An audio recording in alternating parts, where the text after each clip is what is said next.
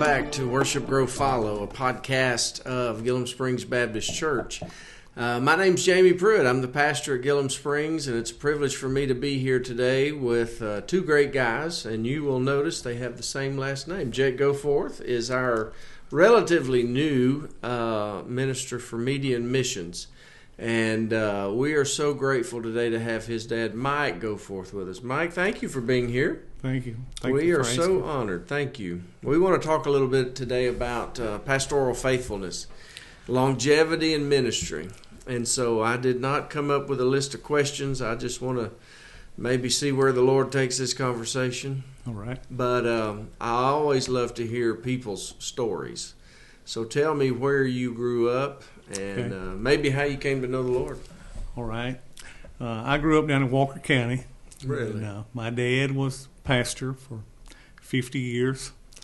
And I went to school at Parrish, Alabama, way down in Tornado Country. Yeah, I know where that is. I went there 10 years, and then my dad was working on the railroad plus pastoring, and the Lord called him full-time at the church he was at. So my 10th grade year, between 10th and 11th, we changed schools, and I went to Curry, Alabama, on Smith Lake. Yeah. And I was a basketball player and played at Parrish, and now I'm playing with a new team at Curry. Wow. And we played each other. So, anyway, that's where I grew up, and I finished school at Curry, and then got married not long after high school, and the Lord called me to preach, and I pastored in that area for a long time. And of course, now I've been here on Sand Mountain for last Sunday was 26 years. Oh, wow. Now, I do want to dig into that a little bit, but let's go back. Okay. Was your dad already a pastor when you were born? Yes. So you never knew anything but being in a pastor's home? I grew up in a pastor's home, and my mom and dad, my mother was from Kentucky and my dad was from Tennessee. Okay. And the railroad moved him to where we were, and he was working there. But he pastored bivocationally for a long time. Sure. Yeah. Sure. You are one of those that we joke about. You had a drug problem as a kid. You got drugged to church. Never knew a Sunday when I wasn't in the Lord's house. And, you know about living in the fishbowl, so to speak. Sure. But my goodness, did that prepare you? Unlike a lot of preachers' kids, I enjoyed growing up in the church. Yeah. And the great experiences. My mom and dad were great folks. They're both in heaven now. Okay. But just a great example of what you ought to be. And my dad was a faithful pastor, and my mother was a faithful disciplinarian of our family. Yeah. I have 2 brothers and 2 sisters, so there were 5 of us plus my mother and dad. Yeah. And grew up basically in 2 different churches growing up. My dad was a long-time pastor, and we did not move around a whole lot. Yeah. And same thing with us. I've been pastoring 46 years and pastored 4 churches. My goodness. So what a blessing. Just so let me go back and talk a little bit more about your dad. Okay. Did your dad bring church problems home?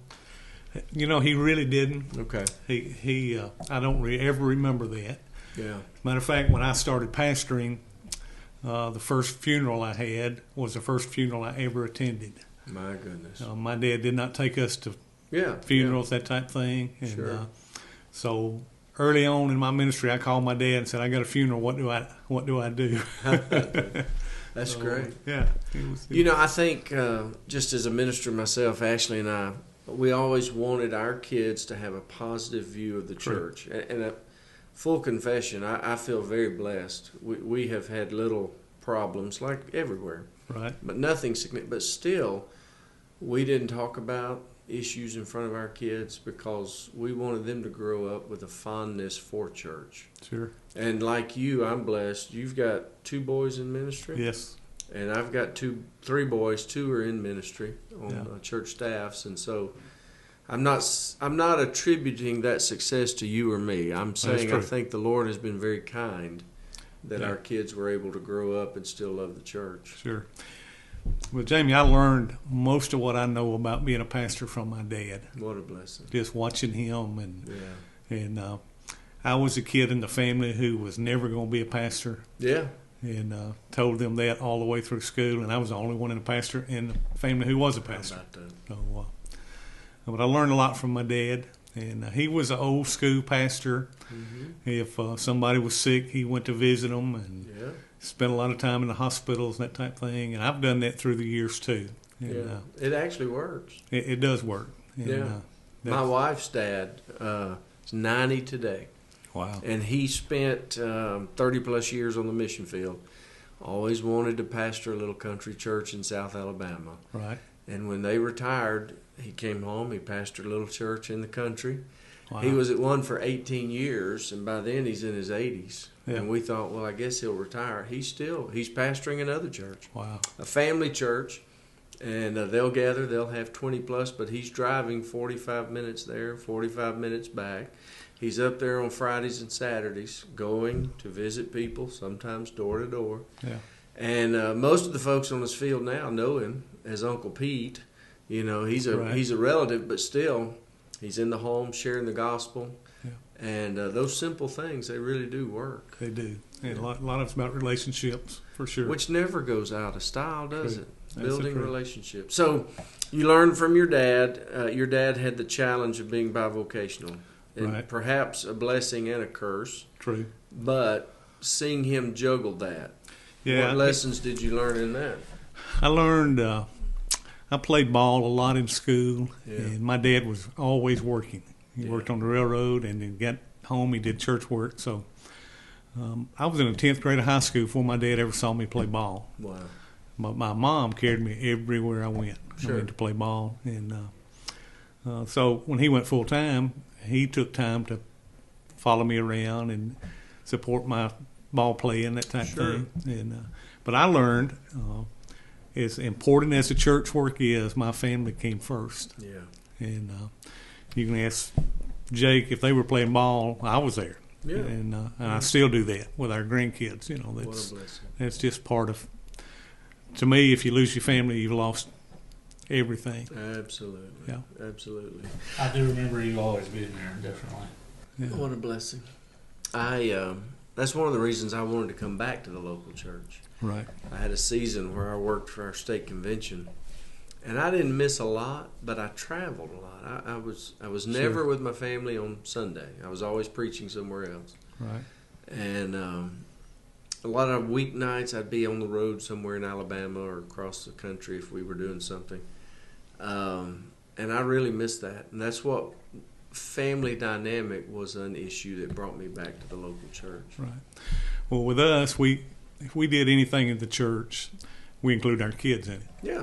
You know, we did a lot of mission stuff, and every one of my kids grew up doing mission work and going Paid with off. us. Yeah. And some strange reason they're doing that today. How about that? You know, that's very important. But I learned that from my dad, and my dad was a great pastor. He was.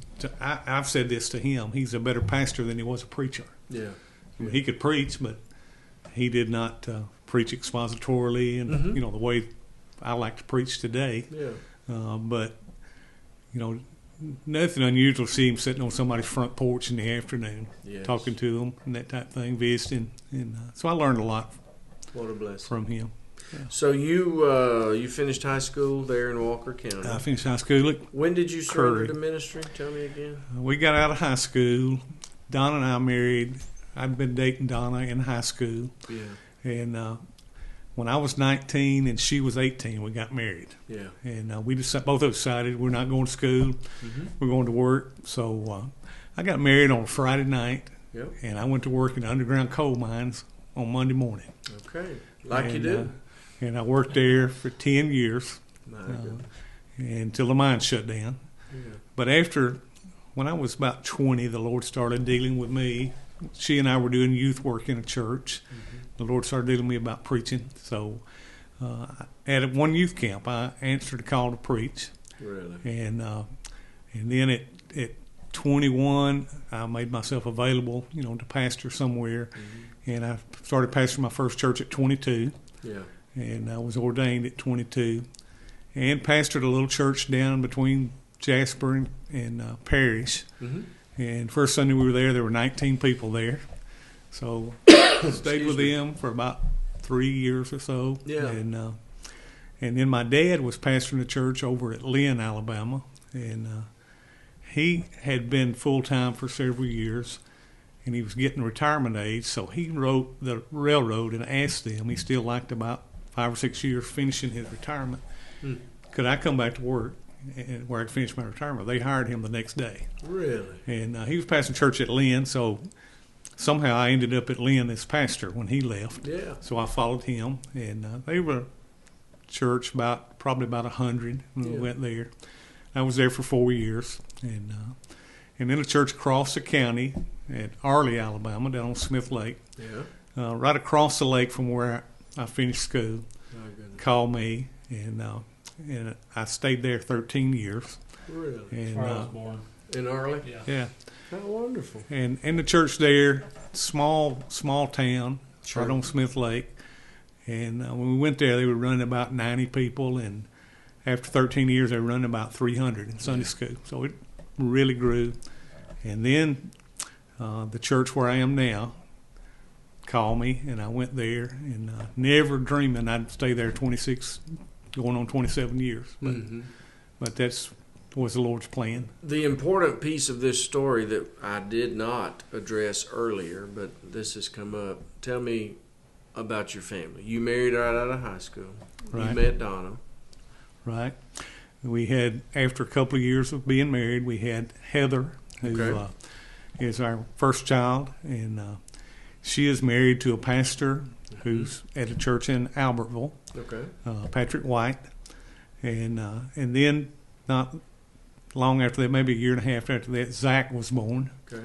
And Zach is on staff at Enon Baptist over in Morris, and he's associate pastor over their staff and doing their foreign mission work. Good. And then Holly was born, and then our baby Big Jake. Yeah, the was baby, born. Big Jake. Yeah.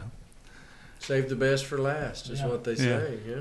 They stopped trying after that. They just got it so right with you, man. What you talking about? So all of our kids, thank the Lord, all of our kids are living for the Lord and Praise the Lord. And working in the church. And Holly's story is kind of difficult. She married a young man from Romania. Yeah. And we met on the mission field, and then they got married here at Boaz. He actually came here. They were married, and they were married about 8 years. And he was tragically killed in a car wreck. And they had Katie, who was 5 at the time, and they had Benjamin, who was 4, and Holly was expecting the third child. My goodness. And she was almost 9 months pregnant when Paul got killed in a car wreck. So they stayed with us a few weeks after that happened, and 17 days after that terrible accident, little Nadia was born. And that's been almost 13 years ago. Really? And the Lord's been so faithful. Holly's married again. Her husband is the principal at Hartselle High School. Yes. And he's a wonderful guy. And Paul was a great Christian young man.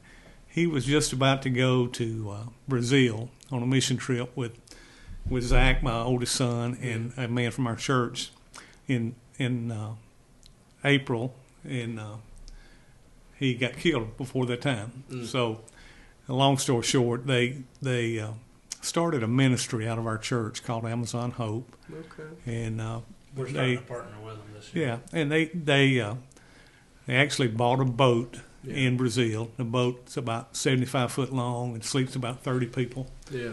And this last year they did 20 trips down the Amazon River to jungle villages. And the guy who was over that is Ty Harris, who used to coach football at Sardis. And he's retired now, but he's still doing Amazon Hope.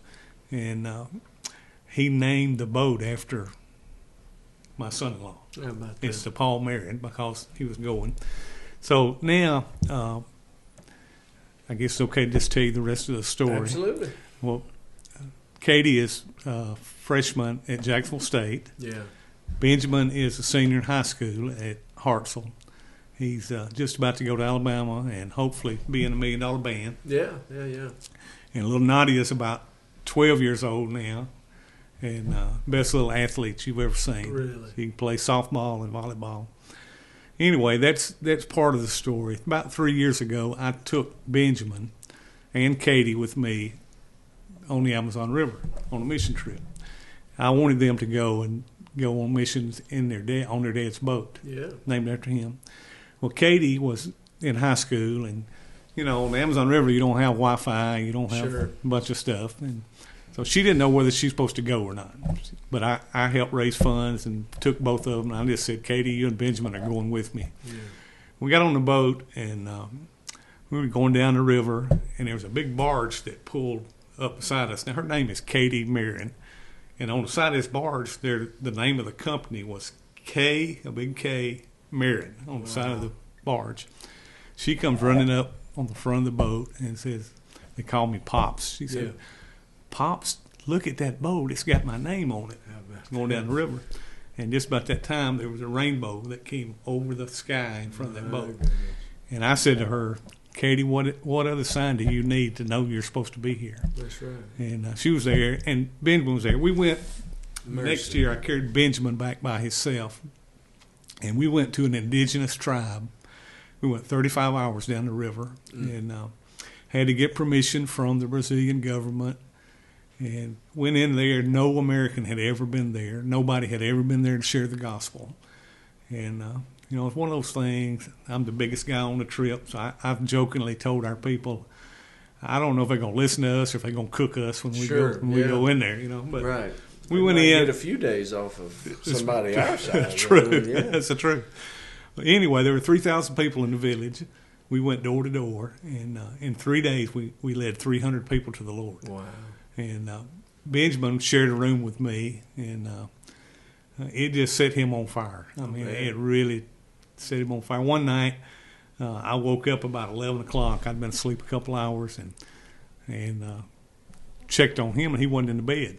So if you're going on the Amazon River, you think, where's my grandson? Hope he hadn't gotten up, wandered over the side. Well, I got up, got my flashlight, went in the back of the boat, out the room, and out the back of the boat. And there he sat at the table with his Bible and his flashlight reading the Bible. And anyway, we came home the next week, and after a week he called me and he said, Pops, I need to talk to you. And I said, okay. And so I drove over to Hartselle where they live, and he said, I've been to youth camp this week, and I just want you to be the first to know I've answered the call to the ministry.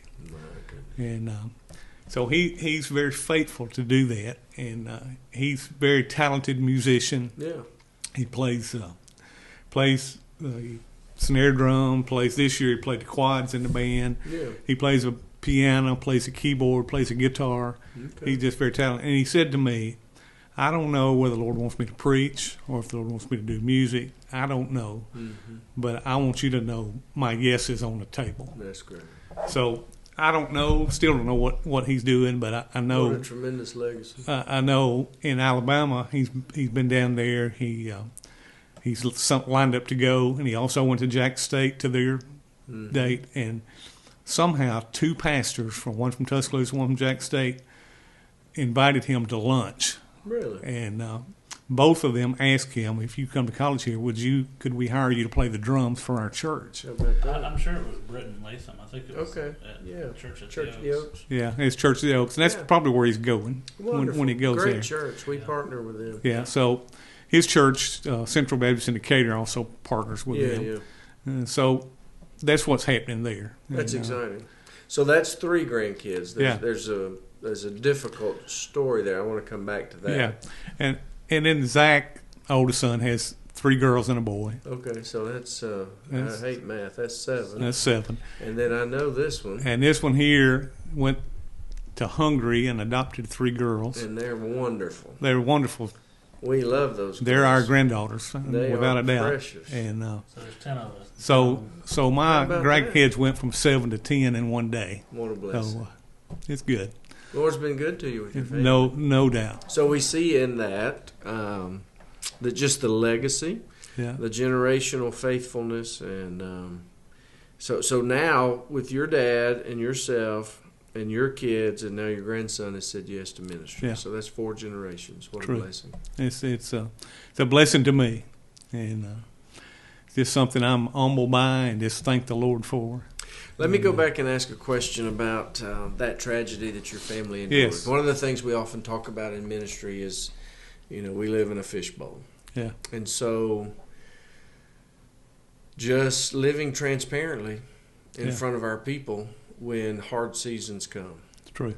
Tell me, what was it like Right. walking through the loss of a Yeah. son-in-law and helping your daughter while you've got hundreds and multiplied thousands of people that are aware and watching? What's that like walking through a tragedy? Very, very difficult. Mm-hmm. First Sunday, we, Paul's parents lived in Romania, and so we have to get them here for the funeral. Yeah. His brother and his wife and his mom and dad.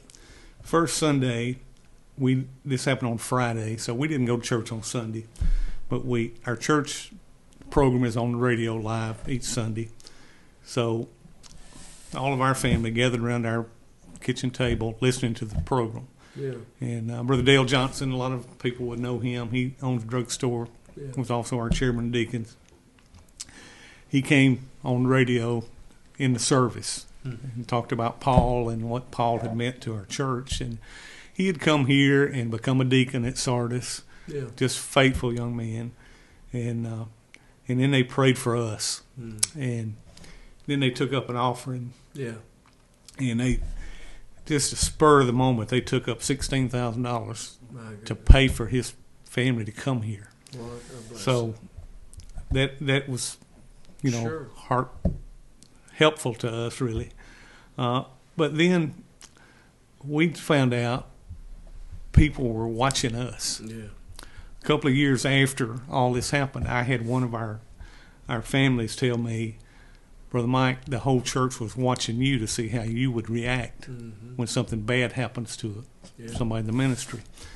And I never thought about that. Yeah. I just thought about we got to make it through this. Right. And, we were at home and people were coming by the house very regularly those first few days. And the Lord was just faithful. Yeah. I mean, just very faithful, and gave me things to preach. And we all as a church walked through that. That was 13 years ago. And I will just say this, that event more than anything concreted us at the church at Sardis. Wow. We walked through that together, and that mission stuff came out of there. Mm-hmm. Plus Paul's church in Romania. We took 30 trips to Romania. My goodness. And started about 13 or 14 churches there and helped churches. And so, we have Romanian grandkids, and we have family there, and we have churches we've helped there. And then the work to go to Brazil, and literally thousands of people have been saved through the ministry of Amazon Hope off the boat that's named after Paul. So what the Lord did was took some terrible, terrible days, worst thing ever happened to us, and made something beautiful out of it. Yeah. I mean, just to this day, made something beautiful. The things He alone could do. That's true. And we laugh about it because our oldest son and Ty were going with another church from Prattville. Zach was on staff at the church in Prattville at the time. Yeah. They were going with them on the Amazon River. And Ty came back to my office and said, we're having to pay a lot of money to go on these other trips. It was close to $4,000 at the time. Yeah. He said, I want to do something to make it available for people to go cheaper, to go share the gospel. Yeah. And he said, what do you think about me starting an organization and buying a boat? Now, I'm a pretty low-level guy. I said, Ty, I think you're crazy. Yeah. That's what I told him. Pessimist. The word live for is pessimist. Yeah. Pessimist. That's what my kids say. Yes. I'm a realist, but they say I'm a pessimist. I got you. So I've got children in my life. He didn't listen, so we got him a board of directors, and they bought the boat, and it's going good. And the rest is history. About the guy who started Tigers for Tomorrow. Yeah. Okay. We can't do anything small. Okay. Yeah. So a couple of years after that, after they'd bought the boat, still paying for the boat, he comes back in my office and he said, "Brother Mike, need to talk to you." Okay. And he said, "I've been thinking about starting a thrift store in Boaz to help pay for Amazon Hope." And I said, "Well," he said, "what do you think about that?" I said, "You remember what I told you about that boat?" Mm-hmm. "Yeah, I remember." I said, "Same thing." Yeah. So, man, I'm grateful for that thrift store. I go buy shoes over there. He went in and started a thrift store. More than one now. And then he came back and said, "I'm thinking about starting another one at Gunnersville." Mm-hmm. And I said, "Remember what I told you about that other one?" That's the same thing. And then he went up into Kentucky. A church went with him on a mission trip on the boat. And they called him and said, "We want to start a thrift store in Kentucky. Wow. And what we make off of it, we're going to give to Amazon Hope." So I had not heard that. now there's 3 stores supporting that thing. And now they're trying to raise money to have a new boat built. Okay. Talking about $1.5 million. Yeah. And what they're wanting to do, we do medical clinics, and they're wanting to build a medical clinic on the boat. Yeah. When we go now, we had to carry all that stuff, hand carry it into the villages, but he wants to have it on the boat. The people come to the boat, get on the boat, and go to the medical clinic. It's all set up. Wonderful. So that's where they are now. They have a full crew on the boat. Mm. You know, they have to pay the salary for all that. So even though it's not our church doing it, it's birthed out of our church, and we support it a whole lot. That's great. Let's go back to Walker County. Okay. You surrendered to the ministry. Yes. There, having watched your dad. Yeah. And your first church. Take us back there. Okay. Went to a small church, and I was green as a gourd. I was 22 years old. I had 2 deacons there. Okay. One was 81, one was 82, and I was 22 years old. Did those 2 deacons have opinions about anything? About everything. And the church never did any missions. I mean, really? Never. And while I was there, I went one time. Our state convention was doing some revivals, simultaneous revivals up in Pennsylvania. Yeah. And they asked anybody that'd like to go. So I asked my church about going. They actually flew me up. First time I ever got on an airplane. How about that? Drove up there and preached. And that's about all the missions we did. Sure. The next church. Hang on. How long were you at that church? I was there 3.5 years. 3.5 years. We grew from 19 to we were running about 75. That's great. When I left, and it was just we did start a van ministry. We were picking up kids and bringing them. But everything was new. Preaching was new. Yeah. Visiting was new. I know you'd seen your dad do it. Yeah. But now it's on you. It was, and the Lord placed me in Walker County in a coal mines with 900 men working there. Yeah. And about half the church people we reached were coal miners. What a blessing. So we were in that village, and they were, I was seeing them at work and seeing them in the village, and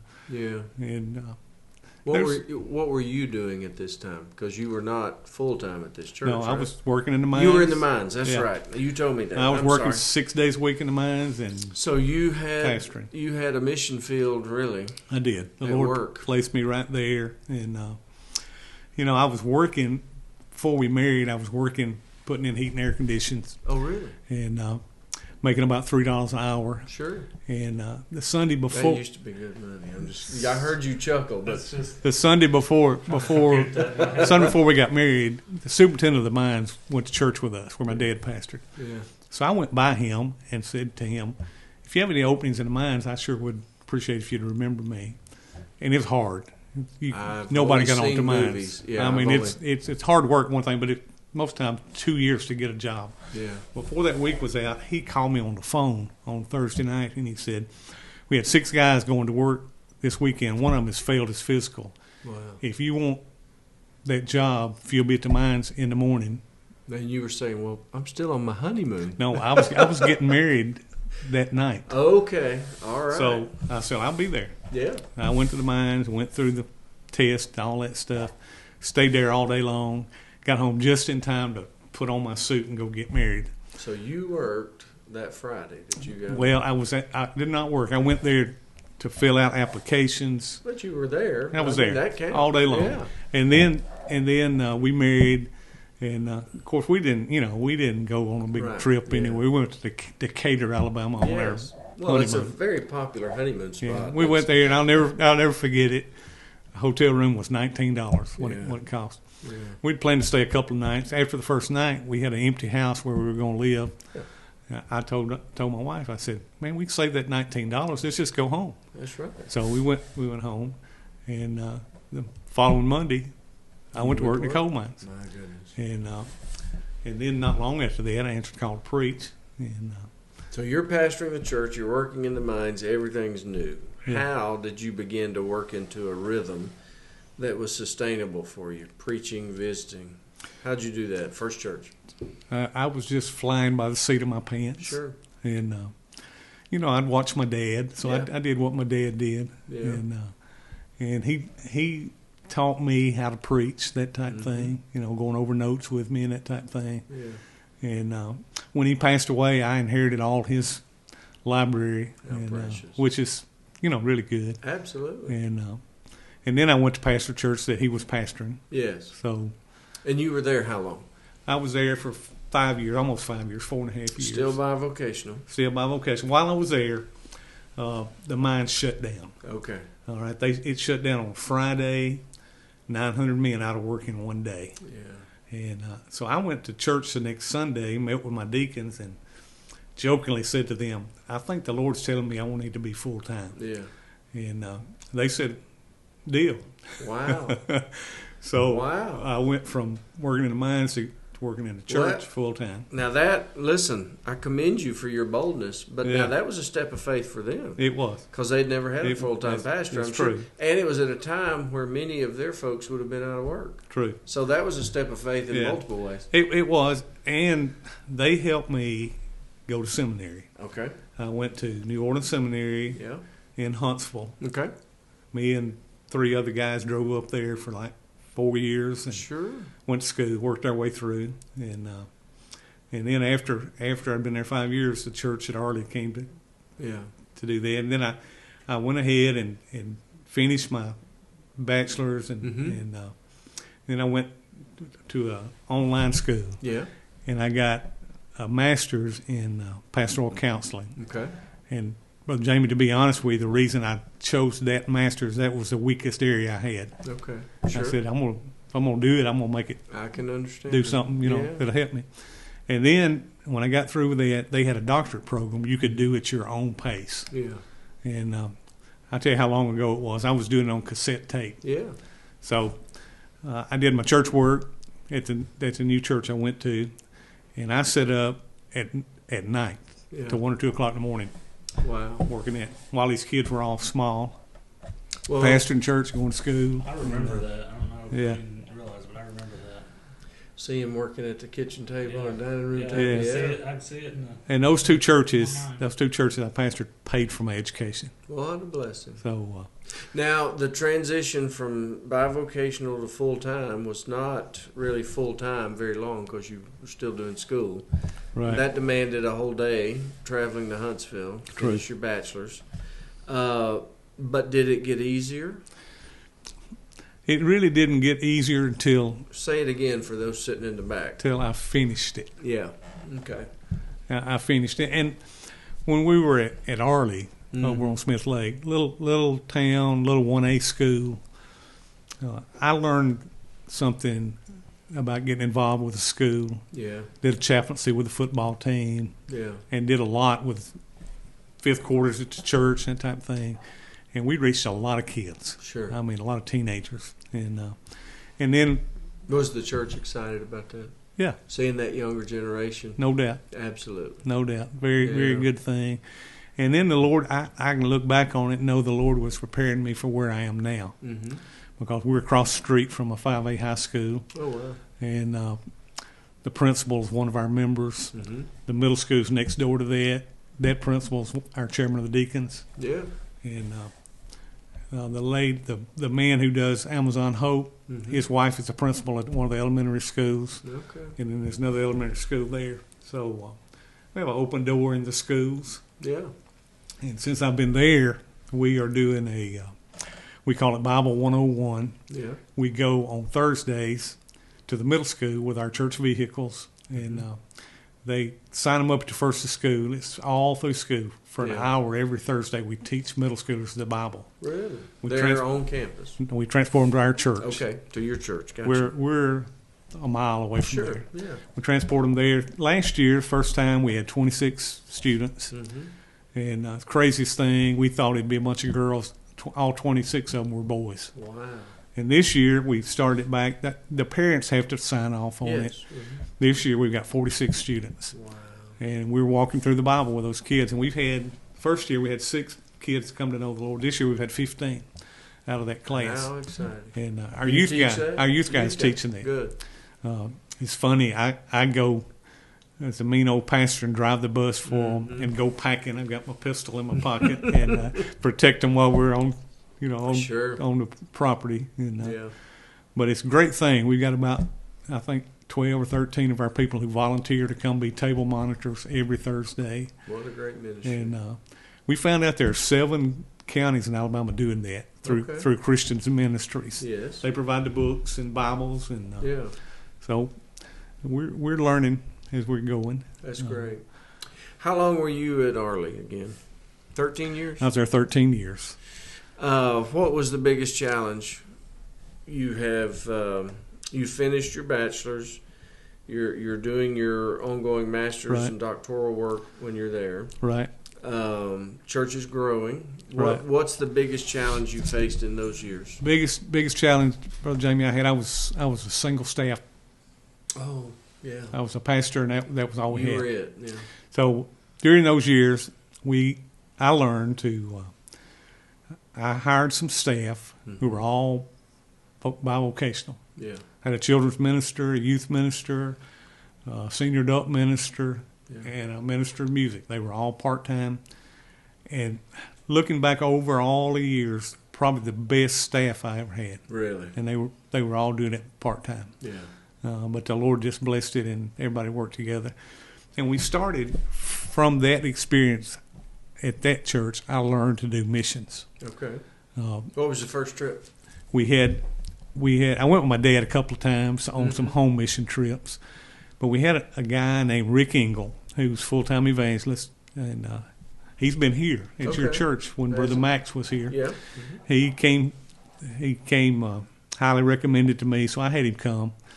And the end of the week, he said to me, next month we've got, I think he said 30 people going to Romania. Mm-hmm. And we've got 6 pastors, and one of them had to cancel out. I was carrying him back to the airport, and he said, if you would go, I would talk to your church about sending you. That's why he was in revival. I'd never been out of the country. Yeah. And so he told me that, and I said, well, Brother Rick, if you can get them to pay for my trip, I'll go. Yeah. So that's exactly what happened. And I went with him with a couple from South Carolina was doing the trip. Yeah. And this couple was a very wealthy couple. They owned Quincy's restaurant chain all over the Southeast. Big yeast rolls. And then they owned Ryan's restaurant chain, both of those. Wow. So I agreed to go with them, and we were lined up to go, and about a month before we went, the husband of that couple had heart surgery and passed away on the table. So it left his wife doing that trip. Well, we went ahead with her and did the trip. After that first year, she said to me, Brother Mike, I'd like to go again next year. Would you come and help me do the trip? And I thought about it, prayed about it. I said, sure, I'll do that. So went the next year. Yeah. And then after that, she said, they'd been going a long time. They had the ministry started. She said, I'm through going. Would you take over the ministry? No. So the next year, I had 25 people go. 9 pastors went. And we started, and then 30 trips later, I was going to say, Mike, you started, you never stopped. Yeah, you have a wonderful reputation doing missions and leading there. When we first went to Romania, it was the early 90s. They had been under communism for 45 years. And when we went there, they had just overthrown their government and put the dictator to death, Ceausescu. Mm-hmm. You could take a Bible and stand on a street corner, start preaching, with a translator, and 100 people would come gather around you. Wow. And just amazing things happen like that. First year I did the trip by myself. The communist government met in a large town up in Cluj. They met in a building. And of course, they're out of business now. Mm-hmm. So the churches got together and rented that communist hall for us to have a meeting in. Wow. And the first night I stood to preach, there were 1,100 people in that communist hall, looking in the windows, looking in the doors, every seat full, people being saved. And then I got invited to come into the prisons and preach. And I preached in the ladies' prisons and the men's prisons all over Romania. Mm. And some of them were maximum security prisons. Yeah. And so the doors were open there. Mm-hmm. And then I went a couple of trips too much and got a son-in-law out of the deal. And carried every one of my kids one at a time. Sure. And they can tell you that was a great thing for our family. Yeah. And then from that, we came to Sardis. And Sardis, Brother Max was a pastor there, the same guy that was here. Really? Max Roden. He preceded you? He was there. There was one guy in between us. Okay. He was there 14 years. Mm-hmm. And they were doing a little home mission stuff, but no foreign mission stuff. The first year I was there, we had 3 people go, me and 2 men. And last year, we had 140 people go on mission trips. Wow. Different trips. So the church has bought into missions. Yeah. And we have doubled in size over the years. And what a blessing. And what I found out, once a mission stuff got going on, that's the center of what we're doing. Yeah. It's not what color the walls, what color's the carpet, and all that stuff. And, so 26 years you just celebrated. So that's what we want to talk about, longevity and ministry with you. Yeah. How do you stay at a church 26 years, brother?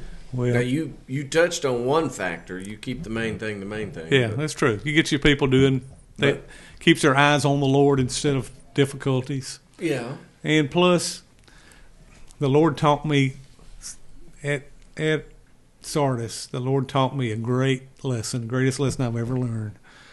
He taught me, I am not in a hurry. You don't need to be in a hurry. Wow. To get the work done. Mm-hmm. And everywhere I'd be in, I'd say, let's do it, let's do it, let's do it, and we'd jump on it.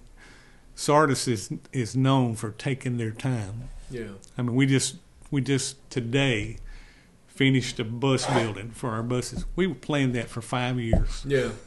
Just to build a garage. Sure. But the Lord just shared with me, I'm not in a hurry, so you don't need to be in a hurry. Yeah. And, in our convention, pastors move every couple of years, and I learned to know who the people were, and then the difficulty happened through the son-in-law dying, sure. And that tied us together. And then we walked together through some stuff. We built a new family life center and different things, and I just learned there are certain things that aren't hills to die on. Sure. And just keep the main thing the main thing, and I've loved the people, and they've loved me, and that's. Tell me whatever comes to your mind, the best things about a long-term pastorate. All right, that's easy. Okay. All through the years, we do mission work, especially in the summertime, sure. Where families go. Yeah. We encourage them to come and take your kids. And it's home mission trips. Now those kids have grown up, and they've been doing missions their whole life. We've got about, I think it's 12 kids down in Auburn right now who grew up doing missions. So they're going to church at Auburn, and they're going to school at Auburn, and they're going to church at different churches. Yeah. Well, guess what they're doing? They do missions. They're doing missions with their churches. Yeah. And then they're coming back home, they're getting married, and they're having kids. And they want to know, Brother Mike, where are we going on mission this year? Mm-hmm. And to watch them grow up doing that, and to watch their kids grow up doing that, it's more, to me, it's more than just building a church. You're helping build families. Sure. Because those kids grow up, unlike a lot of other kids who don't have a clue. Yeah. They grow up knowing what they're going to be doing in their life. Wherever the Lord places them to work, they're just going to be doing missions for the Lord, even though they're working somewhere else. That's great. And now there's a young man whose name is Drew Johnson. Mm-hmm. His dad is a doctor at Sardis, Evan Johnson. When I got to Sardis, The first week I was there, we got there on the weekend. On Tuesday night, he was born. Wow. At the hospital in Boaz. The first visit I made was to see his mama and him.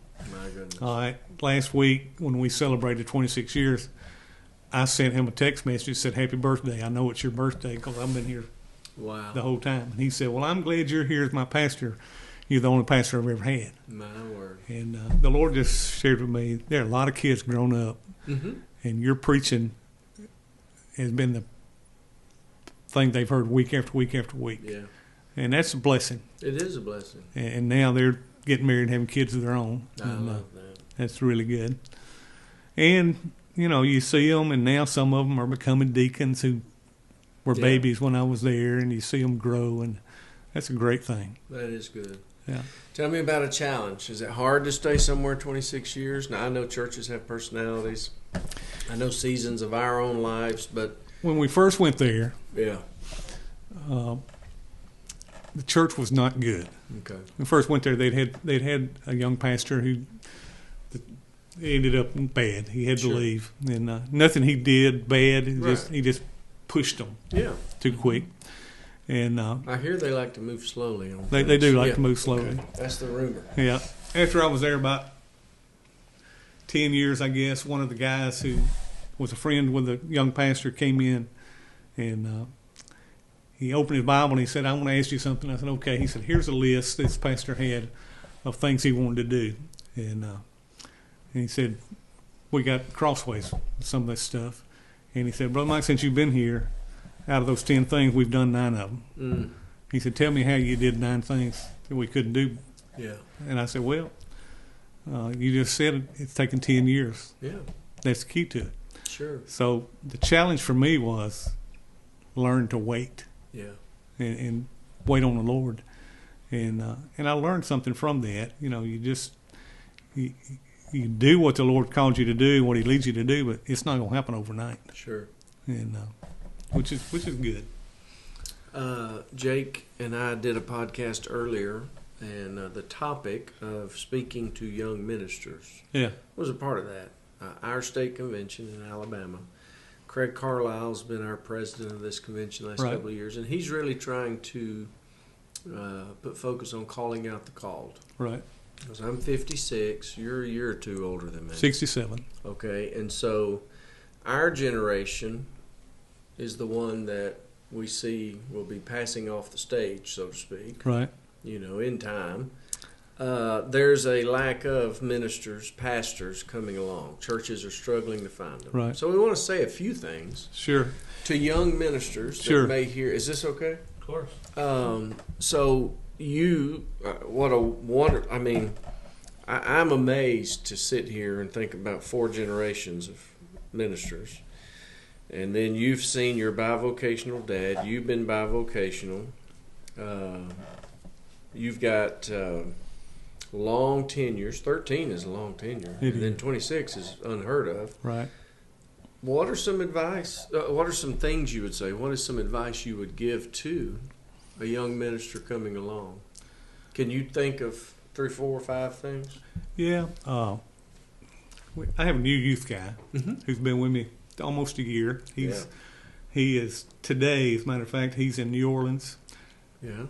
Graduating in the morning from New Orleans Seminary. And, wonderful. He's with a master's in preaching. Okay. And he, this semester when he came this year, the class he was in, Rob Jackson was teaching his evangelism class. Yeah. Everything they covered in class, he asked me if I would meet with him an hour that week, and he had to make notes off of what I said about what they'd studied. Yeah. So I was his mentor. Gotcha. And they were talking about evangelism in the church. They were talking about baptism, funerals, the whole deal. Yeah. And he was wondering, how do you do that? You know, how do you do that? So now in January he's starting on his doctorate. Same thing. I'm going to mentor him in his doctorate. And also this week, next week, we're voting to call a young man as an intern. Okay. Just 6-month intern, not a staff position, just an intern. And he's going to be helping us. He's going to learn our media stuff while he's there. And plus, our youth guy and me are going to be meeting with him. That's wonderful. About how to do notes, how to do sermons, how to sure. those type of things. And that's a lot of stuff I've done over the years with young guys. I've got a lot of young guys that have come along behind me and take them on visits with me. And the biggest thing I'd like to do with them is take them on mission trips. Absolutely. And teach them how to share the gospel. Yeah. You know, that's we had a young guy from New Orleans Seminary. We carried Ken Davis. I don't know if you know him. I know the name, yeah. He was at New Orleans as a missions guy. Isn't that his name? Ken Taylor. That's right. I'm sorry. It's Ken Taylor. Well, Ken Davis was a comedian or something. Yeah, Ken Taylor. He taught missions at New Orleans. Never had him. Well, he brought about 15 guys on the boat with us. Really? And we carried them. They were mission students. We carried them door to door to teach them how to share the gospel. Well, there's one. His name is Irv, and he and Dr. Taylor were with me on the first visit we made. So we went to this house, and a mama and 2 teenage girls came out on the porch, and it was my time that we took turns sharing. So I shared with them the gospel and used a little Evangel Cube to share the gospel. Yeah. Well, the mama and both girls got saved.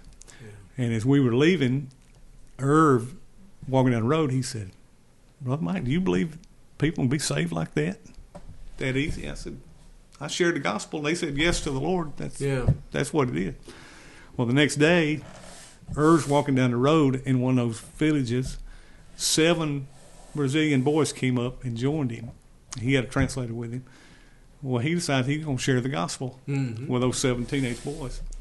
All 7 of them prayed to receive Christ. Wow. He got back on the boat. Irv's so fired up. He goes, "Sure. You won't believe what happened." And I've got a weird sense of humor. I said, "Irv, do you believe kids can get saved like that?" He did that next day if he didn't the day before. So, you teach them to share like that. And that's, to me, that's the biggest thing. It's something that's caught more than taught. Yeah. And my grandson that goes with me, he can share the gospel as good as I can. Absolutely. And we've got another guy that's a junior at Boas High School. Same thing. He went with us, and he's leading the FCA at Boas High School. And that's great. So to me, they just catch it from you more than you teach them about it. Well, you're to be commended to be willing to mentor. I've often said I can't imagine what an effective minister I'd be if I'd had a mentor. I mean, the Lord could have done something with me. So that's exciting. So by staying there that long, you're able to build relationships. You're able to pour yourself out into individual lives. What are some other things that contribute? The negative probably. Yeah. Over a period of time, people have a tendency to take you for granted. Okay. You're always there. Sure. Whenever something happens, you're always there, and they just don't think anything about it. But, right. But that's the way I see ministry. If there's something going on with my people, I want to be there with them. And a lot of it has to do with us growing together. Absolutely. Just being patient with people and letting them know, hey, I mess up too. Yeah. That's for sure. The pastor under whose preaching I was saved was not my pastor. Yeah. His name was Doug Sager. Yeah, I know Doug. I don't know if you ever met Doug. I know Doug.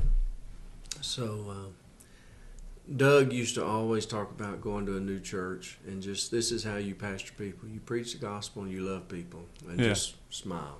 Yeah, true. And there's a lot of truth in that simplicity. If you'll just love your people. Yeah, I've had several guys start pastoring that have come up in our ministry, and I tell them, you go to a new church, you love the people, you preach the word. Yeah. 2 years before you ever do anything to change anything. Right. And you'll gain the people's respect, and they'll listen to what you have to say. I've loved everything we've talked about, but now I don't know if there's something specific that I need to hit on. I think you covered all the topics I had thought about. I did want to add something you don't realize is you made that connection with New Orleans Seminary to go to Brazil. I just had a conversation with somebody at New Orleans about going to Italy, going to Sicily. Oh, wow. Like, I don't think you realize the ripples of what your ministry has caused, and led us to the field for 10 years. And sure. Just, you probably won't realize that. And Pawpaw's ministry too. He had a huge impact on my life. Absolutely. And just, I remember when I was called, he was moved. He was emotional about it. And so it's just the ripples of what the Lord's done through you and through our family. I think it's.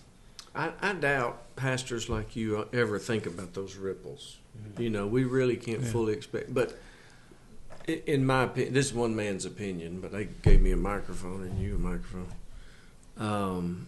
Those simple decisions of faithfulness, those simple decisions to love people, it does have an impact. Yeah. And it pays dividends in time that you would not be aware of. So that's a great reminder of that. Yeah. Well, I'm just blessed and thankful for what God's done through our family and through our ministry through the years. Yeah. Well, you're well respected in our association. Well, I am old enough to retire, but I can't find a place to get off the rails. I understand, brother. That's something out there that I think about, but I can't really devote a lot of attention to it just yet. But my advice is you've got too much to offer. Yeah. You got to retire to something. Yeah. Well, I've thought through the years, well, Jamie, if I retired from the pastorate, I might want to do a missions pastor somewhere or something along those lines. Absolutely. Right now I know if I retired, I think I know that I would probably be preaching somewhere about every Sunday. Listen.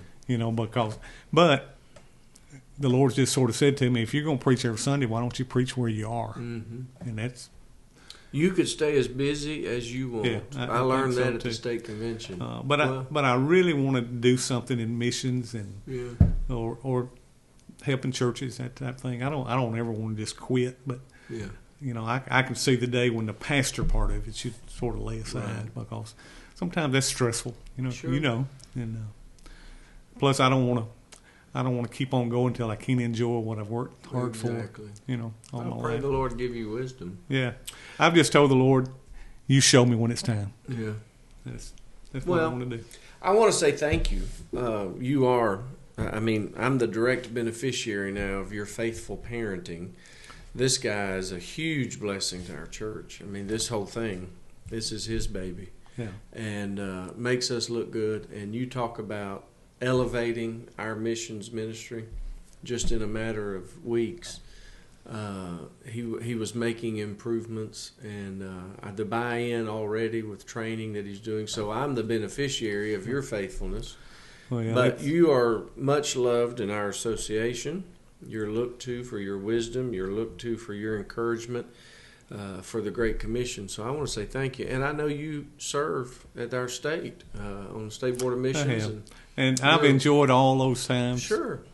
That's just a blessing that the Lord lets you do that kind of stuff. Well, I'm grateful for your investing in whoever's going to listen to this podcast. So with that, let me just say to everybody that's listening, I hope you've enjoyed this episode sitting down with Brother Mike. That is how you're known, right? True. And so Mike Goforth, a faithful minister for so many years, thank you for joining us today.